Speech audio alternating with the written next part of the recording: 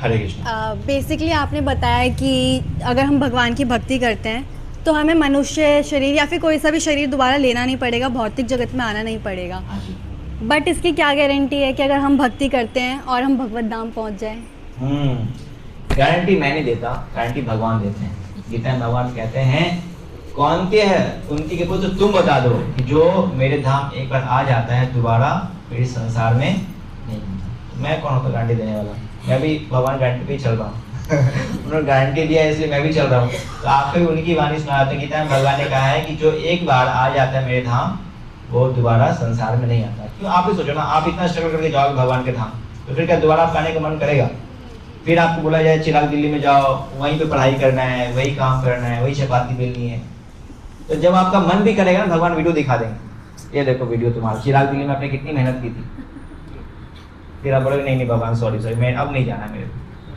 तो एक बार अगर हम चले जाए भगवान के धाम तो भगवान ने गारंटी दी है कि वह दोबारा इस संसार में नहीं। हम लोग सभी फर्स्ट टाइम आए हुए, फर्स्ट कमरे, हम लोग फर्स्ट टाइम इतना स्ट्रगल कर रहे हैं। दोबारा जब जाएंगे तो फिर हम दोबारा इधर नहीं आएंगे। और कुछ? और अगर भक्ति कर भी लूँ, करने के बाद जब मैं प्राण छोड़ दूं और मुझे पता चले कि ऐसा कुछ है ही नहीं तो फिर क्या होगा?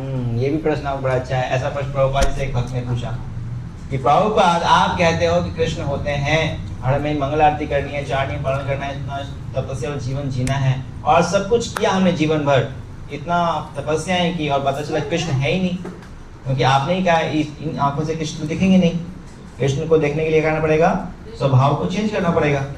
तो मान लो किया सब कुछ, कृष्ण दिखे ही नहीं, है ही नहीं कृष्ण, मालूम चला मृत्यु हो गई, सब कुछ खत्म, तो फिर क्या होगा? प्रभुपाद जी ने कहा बात तो अच्छा है, प्रश्न तो अच्छा है, आपने पूरी जिंदगी तपस्याएं कि कृष्ण है ही नहीं तो फिर क्या होगा? आपने अच्छा पाप कर्म नहीं किया, वो नॉनवेज नहीं खाया, आपने वो जो भी सांसारिक कर्म है उसमें लिप्त नहीं हुए, परेशान नहीं हुए, एक अच्छा जीवन आपने जिया। सुबह उठते थे आप, टाइम पे सोते थे आप, आपने सात्विक खाना खाया है, कीर्तन किया है, आप सब पर परेशान नहीं थे जीवन भर। लेकिन पूरे जीवन परेशान थे भौतिक चीजों के प्रति, गंदे काम कर रहे थे और गंदे काम करने के बाद मालूम चला कि कृष्ण हैं और चूंकि मैंने गंदे काम किए हैं और जाना कहाँ है? यमलोक जाना है, यमदूत खड़े हैं डंडा लेकर के। फिर एक तो गंदे काम भी करो और साथ साथ यमलोक भी जाओ। लेकिन अगर आप कृष्णा कॉन्शियस में हैं, भक्ति के पद में हैं, तो आप गंदे काम कर नहीं रहे, आपने अच्छे काम किया, जीवन पूरा जीवन आनंद में बिताया है और कृष्ण हैं।